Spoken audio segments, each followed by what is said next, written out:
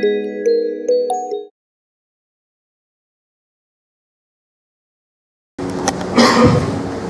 dan topik utama yang kita bincangkan hari ini adalah cancer recurrence ataupun cancer berulang. Jadi mungkin untuk pengetahuan saudara-saudari yang mungkin kali pertama tahu dengan cancer, mungkin sedikit latar belakang dengan cancer. Cancer ini sebenarnya adalah bukan satu penyakit, tapi kumpulan penyakit di mana ada lebih dari satu jenis, dan persamaan mereka adalah persamaan antara cancer itu adalah pertumbuhan sel yang tak terkawal, ya. Apa yang kita kata uncontrolled cell growth. Kartun ini menunjukkan permulaannya kanser dalam badan kita.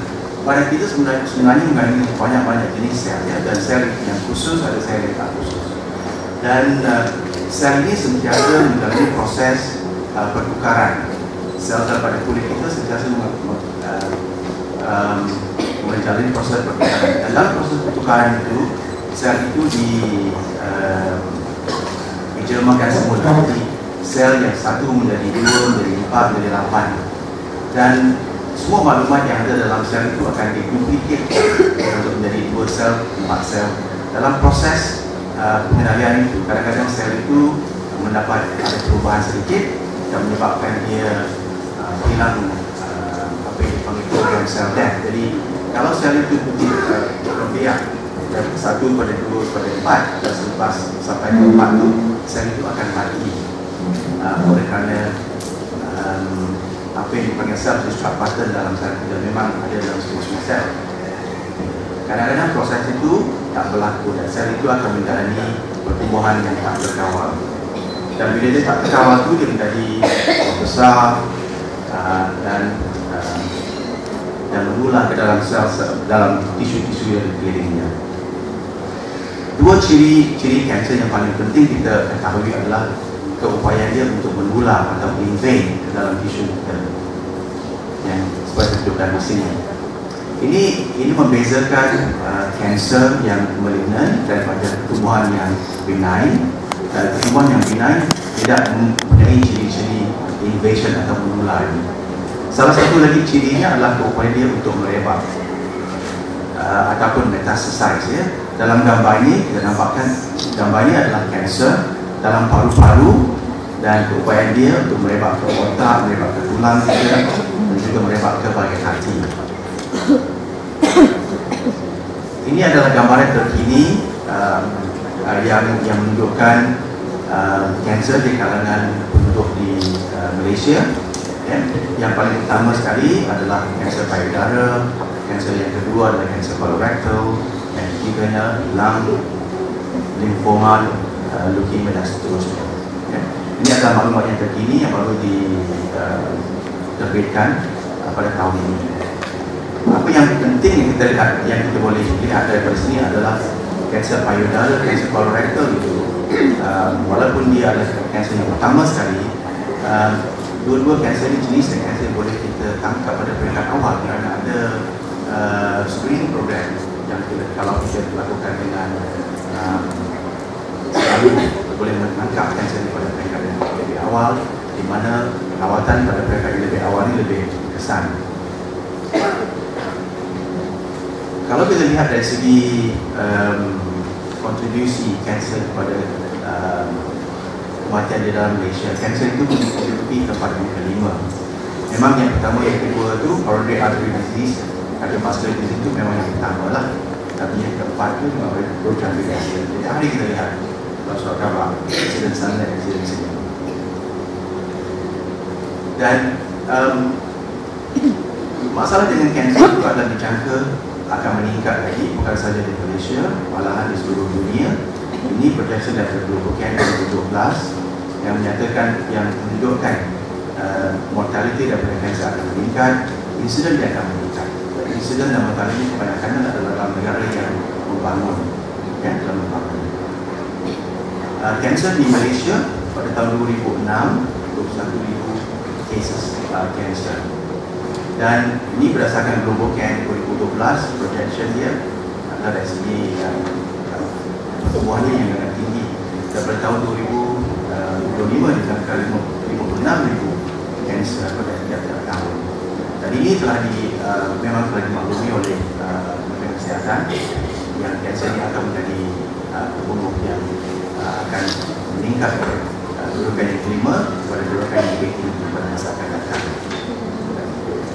Jadi kalau kita ambil perkiraan pengalaman daripada negara-negara yang lebih maju, katakan ini adalah top 10 causes of death bandingkan 1900 dengan tahun 2000 ini di Amerika. Jadi kalau kita lihat kanser itu penyumbang yang ke-8 pada tahun 1900 dan pada tahun 2000 ini dia menunjukkan kedudukan yang kedua.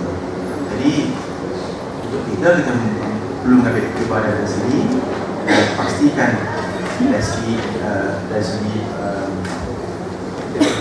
kebutuhan bersedia untuk menangani insiden kanser yang akan meningkat.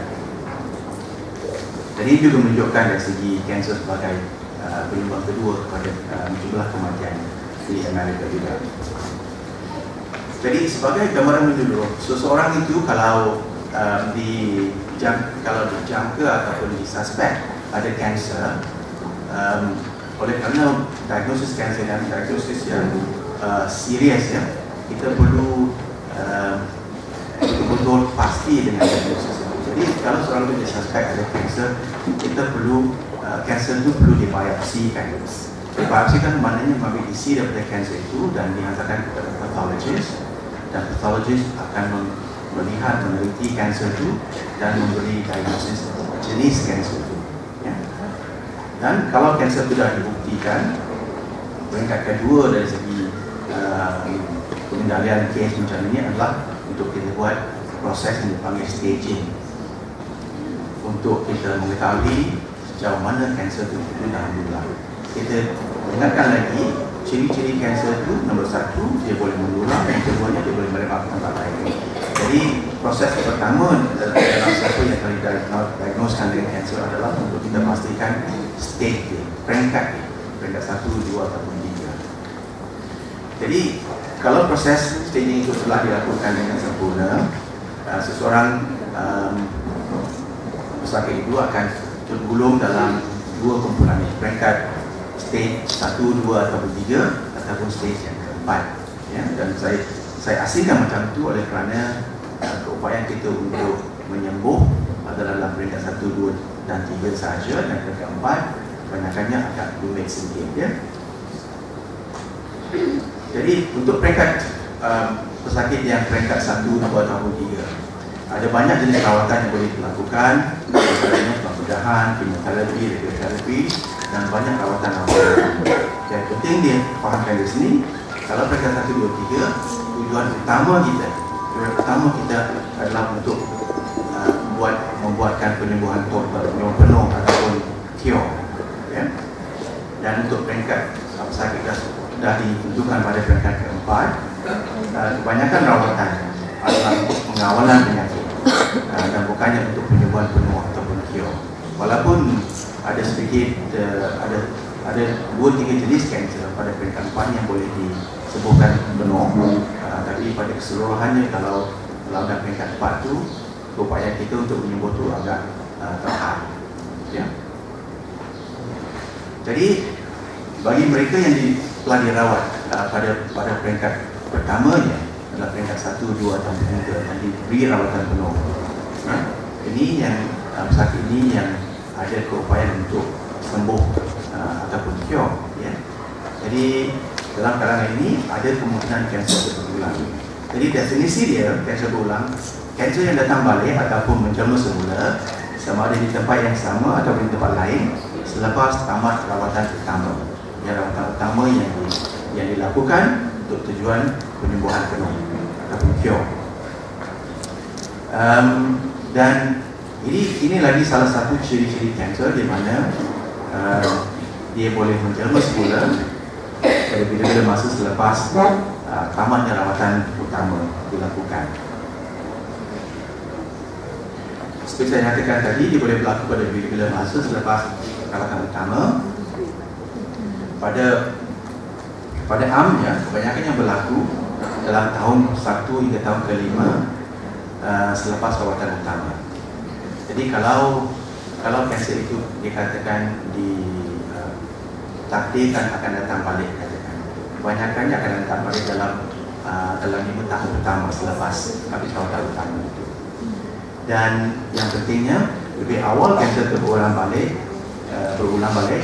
lebih buruk kelakuannya. Jadi kalau kanser datang balik dalam jangka masa 6 bulan selepas habis rawatan utama itu menunjukkan kanser jenis yang macam itu yang betul lebih agresif, lebih jahat berbandingkan kanser yang datang balik katakan dalam 4 tahun selepas tamat rawatan utama. Jadi lebih lama jangka masa dari rawatan utama, kemungkinan kanser berulang balik itu semakin berkurangan. Maksudnya, jadi selepas 5 tahun ke 6 tahun selepas habis rawatan utama tadi, kanser itu tak ada datang balik. Jadi kemungkinan dia datang balik pada tahun ke-5, ke-6, ke-7 itu berkurangan, ya, berkurangan. Tapi bukannya 0%. Dulu pemahaman kita kalau kanser itu tak datang selepas 5 tahun, kita kata dah cure, ya. Tapi sebenarnya dengan pengalaman yang lebih lanjut sekarang kita tahu kanser ini boleh datang balik 10 tahun, 15 tahun, 20 tahun pun. Dan pengalaman saya sendiri, ada satu pesakit selepas 28 tahun kanser itu datang balik. Macam mana kita nak jangka benda itu akan dilakukan, ya? Tapi itulah kanser, tabiat kanser. Jadi kemungkinan kanser berulang bergantung pada beberapa perkara. Nombor satunya jenis kanser, yang keduanya peringkat penyakit semasa kanser itu dirawati, ya? Dan rawatan yang telah dijalani oleh pesakit tersebut. Okey, berkenaan dengan jenis kanser, kita tahu tadi saya nyatakan jenis kanser ada beratus jenis, ya, lebih kurang 100 jenis yang jenis-jenis kanser. Dan dari segi ciri-cirinya kanser, tapi dia punya perangai dia berbeza sedikit, ya. Ada kanser yang lebih agresif daripada yang lain. Umpamanya kanser otak, apa yang dipanggil glioblastoma multiforme. Itu kanser yang paling agresif sekali, dan biasa kalau tanpa rawatan kanser tersebut maut biasa dalam 6 bulan ataupun kurang dari itu, ya. Jadi kanser pankreas pun kanser jenis yang agak agresif. Jadi, kalau itu kanser yang seseorang itu dapati, jadi jangka hayat memang terhadap bagi pesakit tersebut, ya. Kanser perut dan kanser paru-paru pun adalah di kalangan kanser yang agresif juga dari segi perangai dia. Tapi walaupun dia agresif, tak bermakna kita tak berusaha, ya. Kita mesti berusaha sebagai manusia, kita mesti berusaha sebagai upaya untuk mengawal dan menyembuhkan penyakit tersebut. Kanser yang kurang agresif dikatakan kanser payudara. Oh, sebelum saya lupa, penting saya nyatakan di sini, kalau kita katakan kanser, semua kanser berupaya untuk membunuh seseorang. Jadi kita tak kata kanser ini agresif atau kanser ini kurang agresif dan tak payah dirawat. Kita bukan maksud macam itu. Apa yang kita perlu faham, kanser semuanya kanser yang jahat. Cuma ada yang lebih jahat daripada yang lain. Katakan kanser yang kurang agresif. Jadi kita kata payudara, kanser kolon kurang agresif. Bermaknanya kalau seseorang itu ada kanser itu, katakan pada peringkat 4 jangka hayat pun bukan seperti 6 bulan, tapi 4-5 bulan. Jadi jangka hayatnya boleh disukat dalam bertahunan, ya. Jadi itu dikatakan kurang agresif. Tapi mungkin kurang tepatlah yang sebenarnya, sebab semuanya pun agresif, cuma degree agresifnya itu berbeza. Jadi peringkat kanser, tadi saya sedikit banyak cakap dengan peringkat kanser. Proses staging tadi semasa diagnosis, proses staging tadi untuk kita tentukan peringkat kanser itu stage 1, ke 2, ke 3, ke 4, ya. Kalau peringkat 1 ini melibatkan organ saja, dan adalah kriteria dia, size dia. Yang keduanya, peringkat kedua melibatkan organ saja tapi lebih besar daripada size peringkat 1. Jadi peringkat 1, peringkat 2 ni ada banyak perbadanan kanser yang memberi kriteria untuk kita peringkat 1. Katakan kanser payudara, katakan Kalau peringkat 1 tu, kanser tu kurang daripada 2 cm. Kalau 2 hingga 5 cm tu dikatakan peringkat 2 dah. Ya, kalau kelenjar tu dah terlibat, itu dikira sebagai peringkat 3. Dan kalau kelenjar terlibat, walaupun kanser tu kurang daripada 1 cm, dia masih dikira dalam peringkat yang 3. Dan yang peringkat keempat tu dia merebak ke tempat lain atau ke organ yang lain. Ya? Jadi kalau kita lihat publication yang mengaitkan jangka hayat, dan jangka hayat ini dimasukkan dalam bentuk 5-year survival, dan kaitkan dengan peringkat penyakit pada permulaan. T1, T2 itu jadi peringkat 1, peringkat 2. Dan kalau kita tengok yang itu, jangka masa hayat pada 5 tahun itu lebih tinggi pada peringkat kanser yang lebih kurang. Faham tak? Jadi kalau peringkat 1 kan, T1, T2 yang di atas tu, macam tu kan, peringkat T1, T2, kemungkinan untuk hidup selama 5 tahun itu adalah 78%. Jadi kalau peringkat 4, T4 dengan kelenjar terlibat, kemungkinan untuk hidup pada 5 tahun tu lebih kurang dalam 40%. Jadi ini untuk rectal cancer. Kalau kita katakan kanser yang lebih agresif tadi, kalau kita katakan glioblastoma multiforme ataupun kanser paru-paru, kemungkinan untuk hidup tu jauh lebih kurang. Ya, kalau kita lihat pada kanser pangkal rahim, cervical cancer, bandingkan stage dengan 5-year survival, lagi kita nampak trend di situ ya. Kalau lebih kurang stage cancer tu, lebih tinggi kemungkinan untuk survive 5 tahun. Dan trend yang sama juga kita nampak pada kanser paru-paru, non-small cell lung cancer di sini, peringkat 1. Kalau anda lihat peringkat 1 pada cervical cancer tu 81 hingga 96%. Kalau dilihat peringkat 1 untuk non-small cell lung cancer, pada survival 60% saja. Tak sama. Maknanya kanser paru-paru lebih agresif dibandingkan kanser payudara. Ya, tapi semuanya pun cuma jahat juga. Ya, jadi kanser paru-paru di sini kalau pada peringkat 4 dia kemungkinan untuk hidup selama 5 tahun tu kurang daripada 1%. Ya, kurang daripada 1%. Jadi saya ingat tuan-tuan dan puan pun nampak trend di sini lebih advance stage dia, lebih kurang peratusan yang akan hidup selama 5 tahun. Dan juga jenis kanser itu pun penting juga. Ya, ada kanser yang lebih agresif daripada yang lain. Ya. Jadi kita tak boleh samakan. Jadi selalu kita dengar orang cakap pasal orang lain, ya, pasal orang lain biasanya.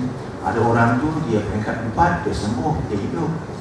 Tapi tadi saya nyatakan, walaupun pada peringkat 4, kebanyakan kanser peringkat 4 tak boleh kita cure, tapi ada beberapa kanser yang boleh. Katakan macam lymphoma, leukemia, kemungkinan untuk sembuh walaupun peringkat 4 ada juga tinggi juga peratusannya. Ya, jadi semasa perbincangan dengan sesiapa lah berkenaan dengan kanser, kita perlu tahu jenis kanser itu.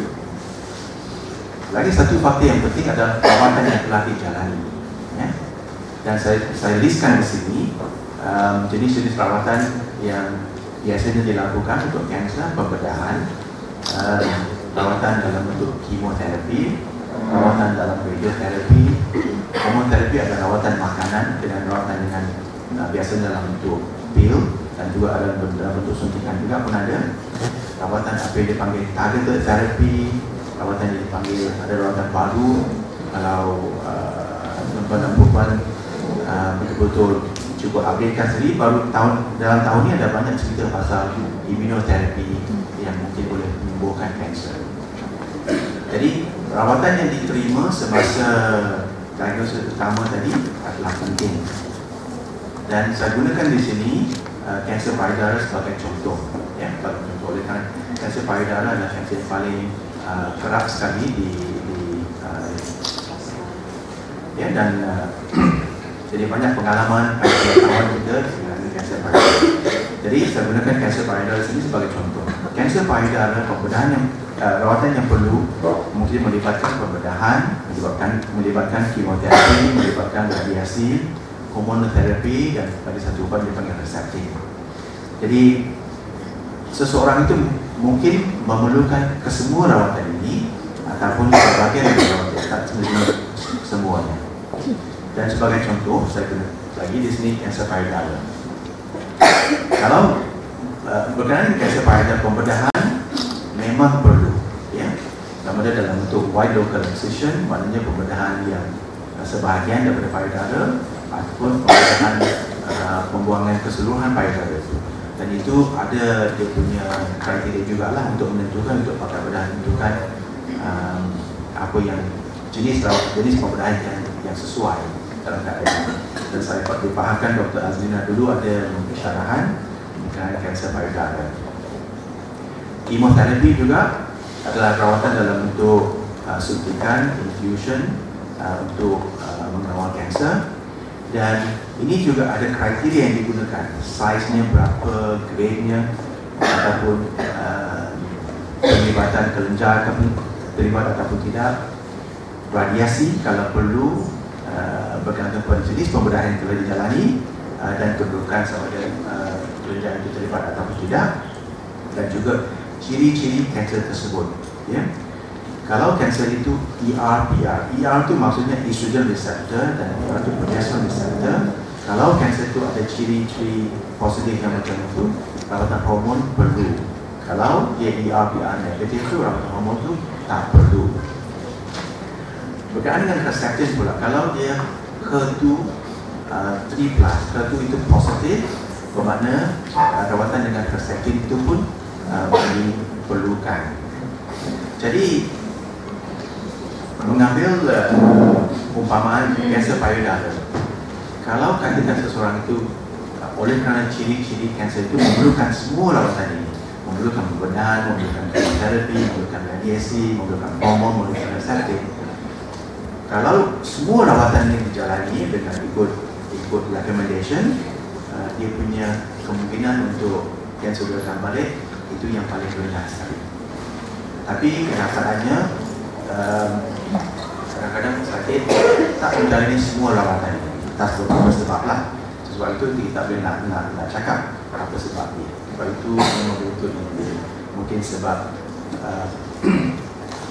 reputasi kemoterapi. Kadang kalau menjalani kemoterapi langsung tak mahu. Doktor ni bunuh orang saja dengan kemoterapi. Memang kemoterapi memang ada kesan sampingan, tetapi kalau kesan sampingan semua itu ditangani dengan baik, kemungkinan untuk menangani dan menjalani kemoterapi dengan kesusahan yang paling rendah sekali lah, yang paling rendah sekali. Reseptif pula ada satu rawatan yang agak mahal setakat ini, dan mungkin ramai di kalangan sakit mungkin tak mampu. Walaupun kanser itu dia punya HER2 itu positif, tapi oleh isu kos rawatan itu tak dijalani.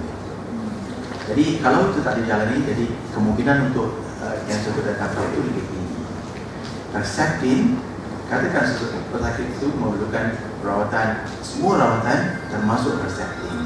Dan reseptif itu tak digunakan oleh kerana isu kos. Kita tahu sekarang kita ada 10 tahun pengalaman. Pesakit yang memerlukan reseptif tapi tak terima reseptif, dia punya kadar cure dia adalah lebih kurang 5 hingga 10% lebih kurang daripada orang yang telah menerima rawatan. Jadi itu lagi faktor yang penting. Jadi kenapa kanser itu berulang? Kanser itu berulang oleh kerana ada sel-sel kanser yang tertinggal di dalam badan, yang mana dengan masa dia akan membiak dan membesar. Jadi persoalan yang selalu orang tanya, Dok dah potong saya, Dok bagi saya racun dalam bentuk kemoterapi dan makan hormon lagi, kenapa dia datang balik? Yang itu persoalan yang sangat tak ada doktor yang boleh jawab. Kalau kita boleh jawab itu senanglah. Tapi ratusan orang, berbilion-bilion ringgit US dollar yang digunakan untuk menjawab soal yang basic yang soalan yang paling basic sekali. Dan saya ingat konsep hibernation saya ingat semua orang faham. Kita tahu katakan beruang di bahagian yang sejuk tu dalam 6 bulan semasa winter dia hidup diam sampai dia tak bergerak, dia hibernate. Jadi semasa hibernation tu dia punya sel penggunaan makanan semua kekurangan sekali. Sel-sel kanser dalam badan kita pun boleh hibernate juga. Bila dia hibernate tu dia tak menyerap makanan, dia cuma ada dalam bentuk yang hidup tapi dia tak aktif. Rawatan yang ada dalam bentuk kemoterapi memerlukan sel itu aktif menerima kemoterapi dalam sel itu untuk menjelaskan pergerakan sel tadi. Jadi kalau sel itu hibernating, dia tak menerima semua itu, jadi dia tak matilah sel itu. Jadi kita juga tahu rawatan kemoterapi biasanya terkait kepada 6 cycle katakan untuk kemoterapi payudara, dan rawatan itu dalam jangka masa 4 bulan setengah. Ya. Dan dia boleh berlaku kemudian. Tadi saya nyatakan seorang 28 tahun selepas yang payudara dia timbul semula. Jadi tak faham kenapa macam itu. Jadi kalau kanser itu dijangka atau suspek berulang,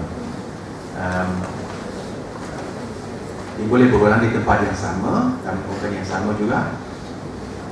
Dia boleh timbul balik dekat dengan kanser tersebut, tapi bukan pada tempat organ yang sama. Apa yang dipanggil regional recurrence. Kalau dia berlaku pada organ yang sama, dipanggil local recurrence. Kalau dia timbul di tempat yang lain, itu dipanggil distant recurrence ataupun metastatic disease. Jadi nak tunjuk sedikit gambar local recurrence. Ini gambar ni gambar PET scan ya, di mana seorang telah menjalani pembedahan mastektomi, dan walaupun dari rawanan mastektomi itu kanser itu timbul balik di tempat yang lebih kurang sama. Dan kalau kita lihat gambarnya macam ni, dan yang ini pula gambar kanser yang timbul di bahagian lidah, ya, tepi lidah, tepi lidah seseorang. Dan berkaitan dengan local recurrence ni, itu juga berkaitan dengan jenis kanser dia. Kanser, apa dia panggil squamous cell cancer, dia bahagian dalam mulut, keupayaannya untuk tempat yang sama itu lebih tinggi. Kalau kanser payudara biasanya dengan rawatan yang sesuai, kemungkinan untuk local recurrence itu lebih rendah, ya, lebih rendah. Lagi satu kanser yang kerap dalam kalangan Malaysia adalah apa yang dipanggil nasopharyngeal cancer. Dia belakang kanser ni di belakang hidung, dia boleh datang semula walaupun dengan rawatan yang sempurna. Dan kalau dilihat melalui teropong tu, itu yang gambar dia. Ya. Ataupun kanser itu boleh berlaku timbul balik di kawasan berdekatan dengan organ yang terlibat. Yang di sini leher ini ada bentulan pada leher. Ini untuk pesakit, mungkin pesakit yang ada kanser nasopharyngeal belakang hidung tadi, dan dia boleh menyebabkan kelelahan. Kadang-kadang kalau dibiarkan kanser itu dia boleh menular masuk ke dalam kulit, dia boleh berdarah. Yang ini kelenjar di bawah ketiak yang timbul, ataupun kanser itu boleh datang ke tempat lain. Ini adalah gambar bone scan, scan tulang seseorang itu, dan menunjukkan bahagian tangan ni, shoulder di sini, bahagian tulang di sini yang terlibat, bahagian tangan, bahagian pelvis juga yang terlibat. Ini adalah gambaran CT scan pada hati seseorang itu, liver seseorang itu, dan di sini patutnya liver ni bentuk nampak macam ni, ya, tapi ini ada yang hitam-hitam, ni adalah kanser yang telah timbul di dalam liver tadi. Dalam paru-paru, macam tu dalam paru-paru, jadi gambarannya seperti itu. Ataupun dia boleh timbul semula di bahagian otak seseorang itu. Jadi sebagai penamaan kanser yang berulang, kanser yang berulang di bahagian badan yang lain masih dikenali sebagai kanser utama yang telah menyebabkan badan kita. Ya, maksudnya di sini kalau seseorang itu ada kanser payudara yang merebak ke paru-paru, kanser dalam paru-paru tadi bukan dinamakan kanser paru-paru ya, tapi kanser payudara yang telah merebak ke paru-paru. Dan penamaan yang betul macam ini adalah penting untuk kita menentukan rawatan yang sesuai untuk seseorang pesakit. Kanser payudara yang telah merebak ke paru-paru dirawati sebagai kanser payudara dan bukan kanser paru-paru. Itu penting untuk kita pastikan dulu, kerana ramai yang saya mengatakan dulu saya ada kanser paru-paru, dulu saya ada kanser payudara, sekarang saya ada kanser paru-paru pula. Tapi sebenarnya nyatanya bukan macam itu. Okay, ini untuk streskan semula ke kemungkinan tadi. Ini gambar kanser payudara dan dia boleh merebak ke paru-paru dan juga boleh merebak ke scan. Satu X-ray dia dan satu lagi CT scan tadi. Bila seseorang kanser itu disyaki berulang semula, apa yang perlu dilakukan masa itu? Apa yang perlu dilakukan? Proses yang kita lakukan semasa permulaan tadi, kita kena repeat semula. Maknanya kita perlu buat proses untuk kita stage kan kanser tadi. Staging proses tadi untuk kita mengetahui sejauh mana kanser itu telah merebak. Persoalan yang kedua adalah sama ada kita perlu biopsi tak benda itu. Pada permulaan kanser memang biopsi adalah penting untuk kita dapatkan diagnosis yang tepat. Bila kanser berulang, isu biopsi adalah isu yang perlu dibincang oleh kerana ada banyak perubahan dari segi rawatan sekarang yang mungkin memerlukan sesuatu menjalani biopsi. Dan persoalan yang ketiganya, apakah rawatan yang sesuai untuk seseorang di mana kanser itu telah berulang? Okey, proses staging tadi serupa dengan proses semasa kanser yang timbul pada permulaan tadi, dan ini melibatkan beberapa bentuk scan lah, X-ray ke ultrasound ke bone scan ke CT scan, MRI scan ataupun PET CT scan. Cuma dah tunjukkan gambar X-ray ada macam ni. Memang dalam sini kita nampak banyak ketumbuhan dalam paru-paru. Dan mungkin untuk buat perbandingannya, ini gambar X-ray yang normal jadi nampak perbezaan kan? Nampak banyak perbezaan. Kanser X-ray sebelah kiri itu ada banyak ketumbuhan dalam paru-paru macam ini, yang putih ini, yang di sini tak ada apa-apa. Ultrasound pula, menjalani ultrasound di sini, apa yang kita nak tunjukkan di sini, pada bahagian hati ada ketumbuhan dalam hati. Ini scan, bone scan, serupa dengan scan yang saya tunjukkan tadi untuk menunjukkan sejauh mana benda ini mendular dalam tulang. CT scan, scan paru-paru, scan hati, juga untuk menunjukkan sejauh mana benda ini dalam kanser itu dah menular. Ya? Ataupun membuat MRI scan. MRI scan adalah scan yang biasanya diutamakan dalam mana kalau dijangka benda itu dah merebak ke otak. MRI scan adalah scan yang paling sesuai sekali lah untuk menunjukkan keadaan penyakit kedudukan organ otak kita. Ataupun yang paling baru sekali adalah scan yang dikatakan PET scan.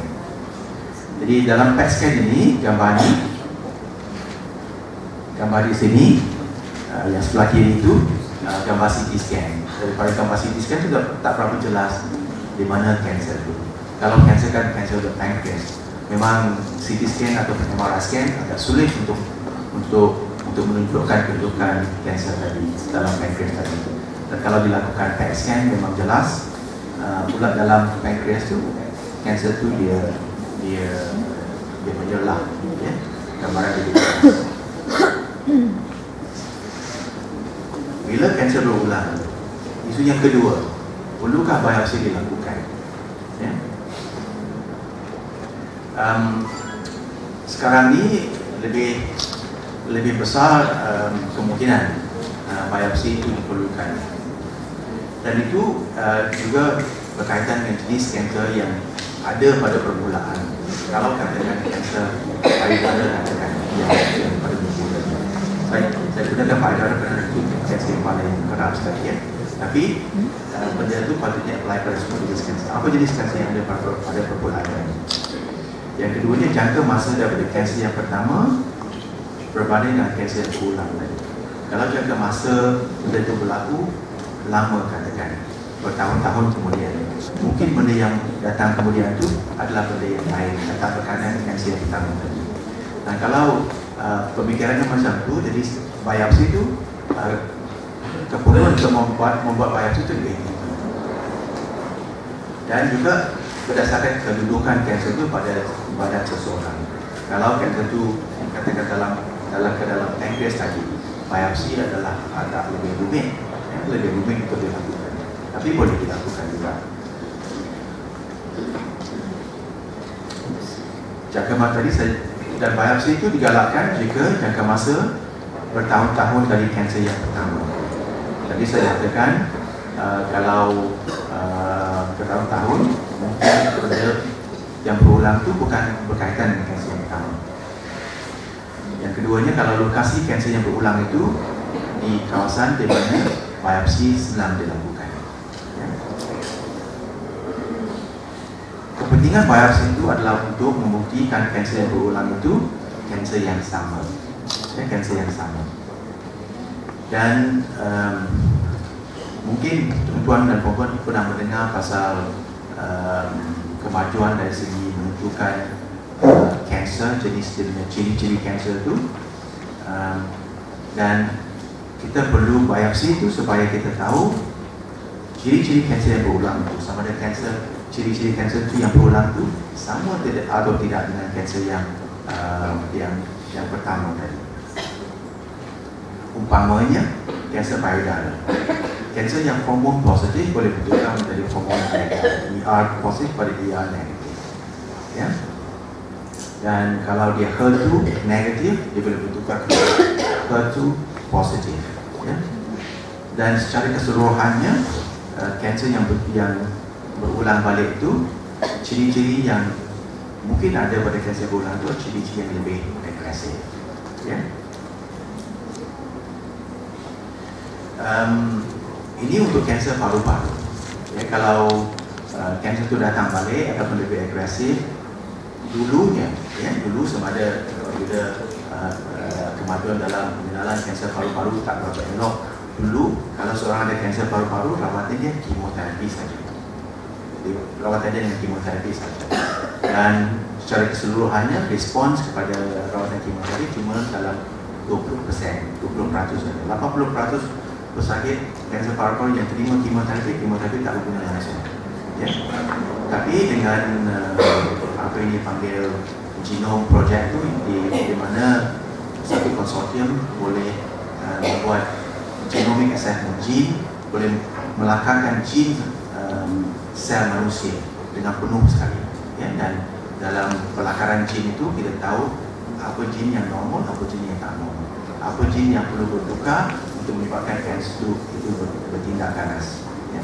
Jadi dalam kanser paru-paru sekarang kita ketahui jenis kanser paru-paru yang dipanggil adenocarcinoma, kalau dia mempunyai ciri-ciri dipanggil epidermal growth factor receptor, dia positif, rawatan utama untuk pesakit itu adalah rawatan dalam bentuk ubat yang dipanggil TKI. Dulu kemoterapi, sekarang dengan TKI.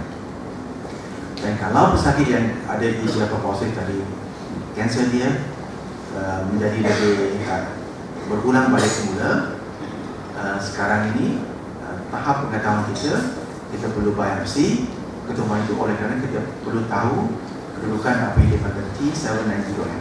Saya faham yang ini lebih teknikal, tapi maksud saya di sini adalah untuk nyatakan keperluan biopsi. Kenapa kita biopsi?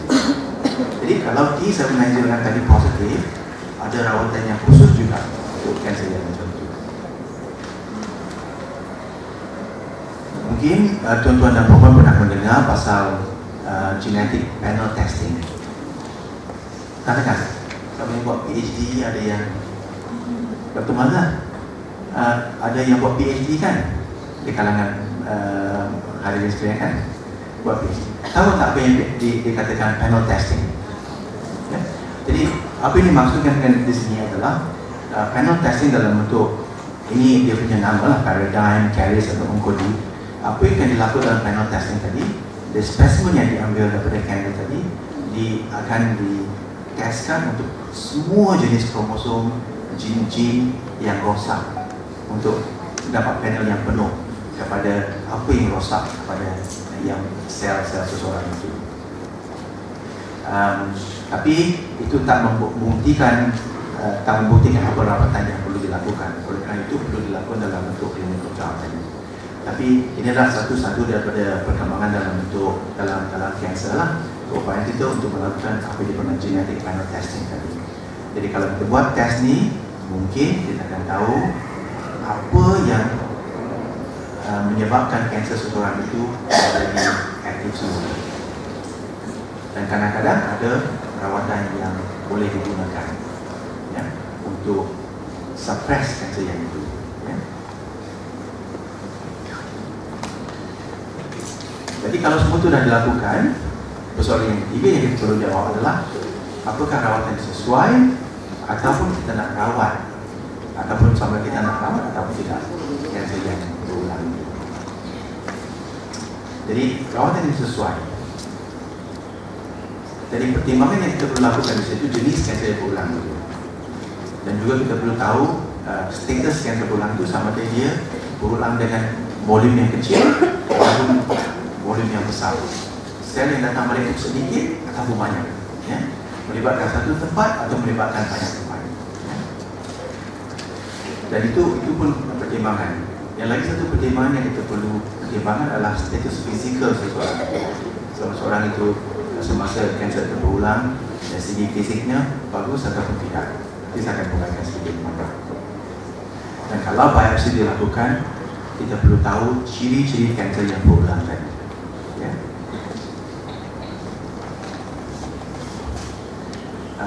Saya ada nyatakan tadi ada kanser yang bertindak agresif, ada kanser yang bertindak agresif dengan cepat, dan ada yang bertindak perlahan dengan walaupun tidak datang semula. Dan rawatan yang telah dijalani mengambil kira kesan sampingan yang mungkin berlaku pada seseorang itu, dan kesan sampingan yang mungkin berlaku itu berkaitan juga dengan keadaan fisikal seseorang. Kalau keadaan fisikal seseorang itu agak lemah, kesan sampingan pada rawatan pun kemungkinan besar lebih banyak dengan yang kurang. Dan juga kita perlu tahu ciri-ciri kanser tulang tadi berdasarkan biopsi kalau dilakukan. Jadi jenis kanser penting. Ini yang saya nyatakan tadi, kanser payudara lebih besar, mungkin kita melakukan rawatan lanjut. Kalau kanser paru-paru, katakan kedudukan keadaan fizikal pesakit tadi mungkin menyebabkan rawatan lanjut tidak sesuai. Tapi kalau dari segi panel testing menunjukkan ada rawatan yang mungkin sesuai untuk pesakit itu, mungkin itu boleh digunakan.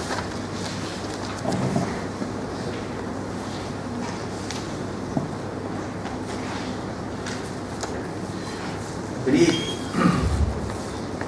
lagi satu pertimbangan adalah rawatan yang nak dilakukan itu dalam bentuk sistemik ataupun menyeluruh. Itu untuk kita jawab soalan itu adalah kita perlu tahu kedudukan kanser tadi, sedikit ataupun banyak, ya? Dan kalau rawatan menyeluruh yang kita nak lakukan dalam bentuk kemoterapi, terapi ataupun immunoterapi. Dan volume of disease tadi untuk menentukan sama ada rawatan setempat boleh dilakukan ataupun tidak, ya? Ini gambaran yang membandingkan kanser yang solitary ataupun satu biji saja di dalam hati seseorang berbanding dengan di sini, di mana ini melibatkan seluruh bahagian hati di situ. Jadi untuk seseorang jadi dalam keadaan macam ini, yang ini sesuai kita lakukan rawatan yang setempat, yang ini saat ini memerlukan rawatan yang lebih menyeluruh dalam bentuk rawatan yang lebih sistemik, untuk terapi ke ataupun terapi yang sesuai lah, ya. Yang katakan yang ini solitary metastatic disease. Jadi kalau kansernya di situ saja, rawatan yang setempat sesuai, mungkin dalam bentuk rawatan, mungkin dalam bentuk rawatan yang dipanggil radio frequency ablation, dalam mana satu probe dimasukkan dalam kanser itu dan dibakar circumference. Jadi kalau dia solitary macam ini, ada kemungkinan kanser ini boleh dihapuskan, dan ini adalah gambaran di mana kanser sudah dihapuskan dengan pembedahan. Ya. Tapi opsi yang lain satu yang boleh dilakukan adalah dipanggil rawatan yang dipanggil radio frequency ablation, di mana satu probe dimasukkan ke dalam kanser tadi, dan dia punya probe elektron ini, dan ini dikaitkan dengan satu mesin ultrasound, dan dia akan masukkan ultrasound wave, dan yang akan bakar circumference kanser. Status fisikal seorang individu tadi, saya nyatakan status fisikal seseorang itu penting kita ambil kira sama ada kita nak buat rawatan lanjut atau tidak, dalam mana kanser yang berulang. Okay. Dan performance status dibagikan macam ni lah ya. Kalau performance status 0 itu maknanya seorang itu ada kanser tapi aktiviti harian dia tak terjejas. Kalau peringkat 1 itu aktiviti terjejas dengan aktiviti yang kuat saja. Bahagian kedua, performance status 2, aktiviti fizikal boleh dilakukan lebih daripada 50% masa dia masa dia tak tidur, masa dia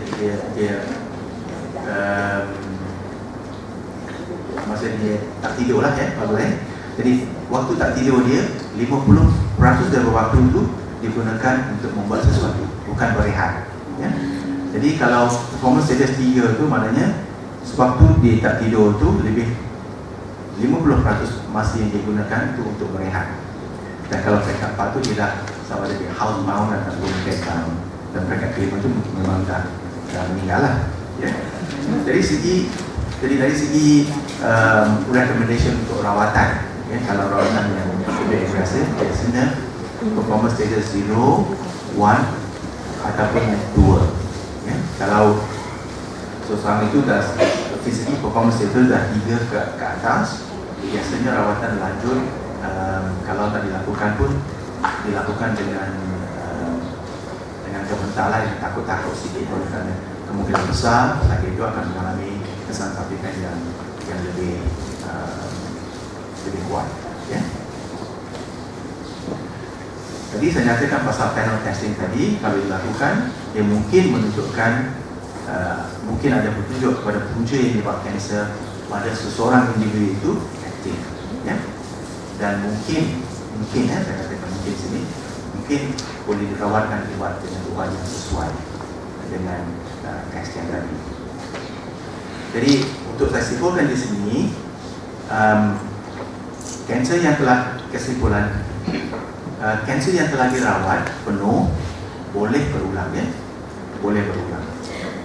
Dan adalah penting penilaian yang rapi perlu untuk mengendalikan kanser berulang, untuk mengenali kanser yang berulang tadi, dan perawatan yang penuh dan perawatan yang awal mungkin boleh memberi kesan yang positif dan perpanjangan kepada pesakit tersebut.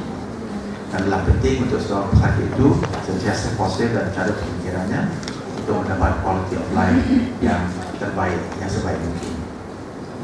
Terima kasih ya atas dengaran. Terima kasih.